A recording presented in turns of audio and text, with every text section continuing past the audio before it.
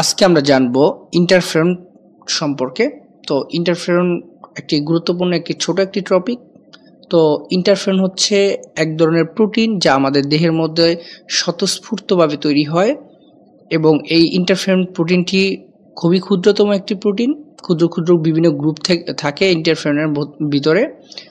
তাছাড়াও ইন্টারফেরন হচ্ছে আমাদের দেহের প্রতিরক্ষামূলক প্রোটিন, এজন্যই যখন আমাদের দেহকোষ কোনো না কোনোভাবে যদি ভাইরাস দ্বারা আক্রমণিত হয়, তখন আমাদের দেহ সেই ভাইরাসটির উপর রেসপন্স করে ইন্টারফেরন তৈরি করে দেহের মধ্যে। তো ইন্টারফেরন প্রোটিন যখন তৈরি করা হয় দেহের মধ্যে, তখন ভাইরাসের যে প্রোটিন মানে প্রোটিন সিনথেসিস প্রক্রিয়া সেটি বন্ধ হয়ে যায়। মানে আমরা এক কথায় যদি বলতে পারি যে ভাইরাসের যে ট্রান্সলেশন প্রক্রিয়াটি আছে সেটি বন্ধ হয়ে যায়।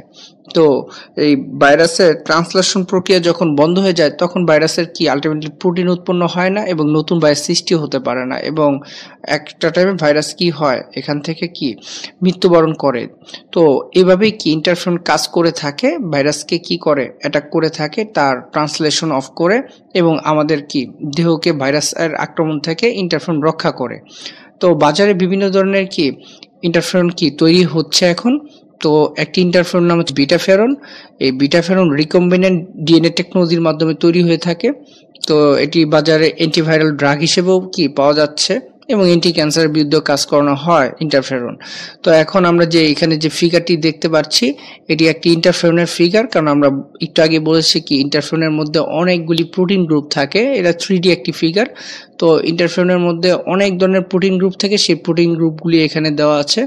তো ইন্টারফেরন সম্বন্ধে আজকে আমরা জানলাম যে ইন্টারফেরন হচ্ছে খুবই মূল্যবান একটা আমাদের প্রোটিন দেহের মধ্যে, কারণ এটা ভাইরাসকে আক্রমণ করে থাকে।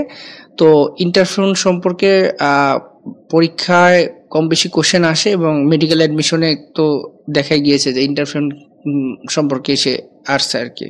তো আজকের লেকচার এই পর্যন্তই। আগামী লেকচারে আমরা বায়োলজির অন্য একটি টপিক নিয়ে আলোচনা করব।